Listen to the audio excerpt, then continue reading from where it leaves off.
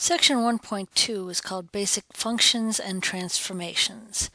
So we're just going to look at two very quickly. The first is a transformation by addition.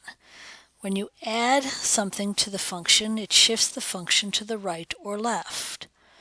So if we take a function value and add a value, a constant, and that plus k could be positive or negative, but adding a constant to the output or function value shifts the function up or down. Adding a constant to the input, changing the x that we're putting into the function, moves the function right or left. So in this case, we're adding the k, or the constant, after we've already evaluated the function. Here, we're adding the value to the x before we evaluate. Let's take a look at what that looks like.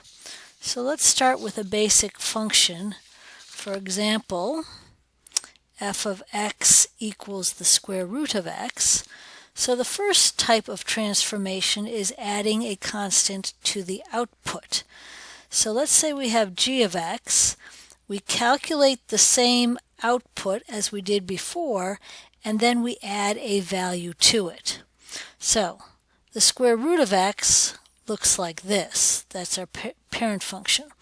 When we add something to the output, everything here has to move up 2.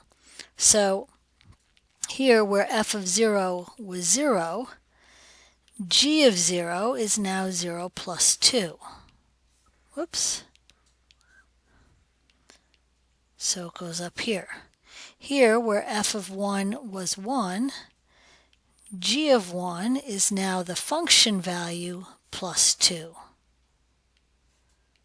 So the entire function has shifted up 2. The other way to do a transformation is to take f of x plus 2.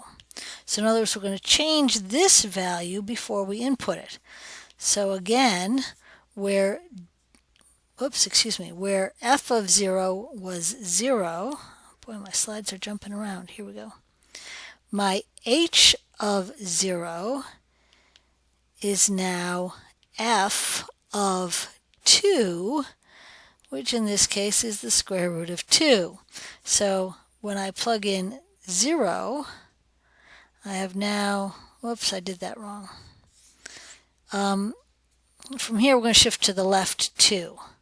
So in other words, if I put in 0 for x, it becomes f of 2.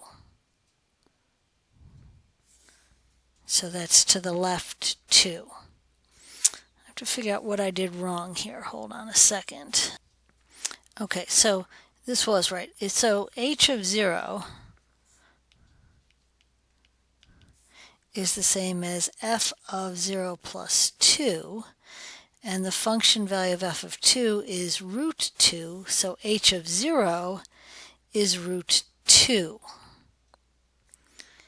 H of negative 2 is the same as, sorry about the jumping, I don't know why it's doing this, as f of negative 2 plus 2, which is f of 0 or 0.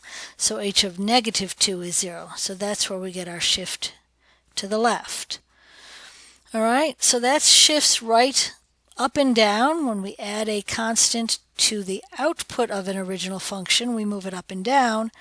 When we add a constant to the inside of a function, it moves it right and left. And you notice that this plus 2 on the outside goes up 2, whereas this plus 2 on the inside actually moves it to the left 2. In other words, negative 2 acts like 0 did. All right. Let's try the next one. Transformation by multiplication creates a vertical or horizontal stretch or compression. So let's see what that is. If I multiply the output or the function of value, if I multiply f of x by a constant, this creates a vertical stretch, meaning it goes bigger this way, or possibly a compression, meaning it comes in. Here, if I multiply the input by a constant, that creates a horizontal. So it's going to stretch it out this way or compress it in this way. let's look at one of our trig functions here. So if I have f of x equals sine x, which we all know as the function that goes up 1 and down 1 and looks something like this. Whoops, that should have gone up a little higher. And continues on and on. Okay. If I multiply, to create a new function g of x, the output, I am multiplying each output value or y value by 2. So now my function goes all the way up to 2 and all the way down to -2. That's a vertical stretch. If I multiply the x by 2, that changes my period length, and now I have an entire period from 2 to pi. So the whole thing goes from 0 to pi, and then another whole cycle from 0 to 2 pi. So you see that has squished it in or compressed it and made it happen in a smaller space than it did before.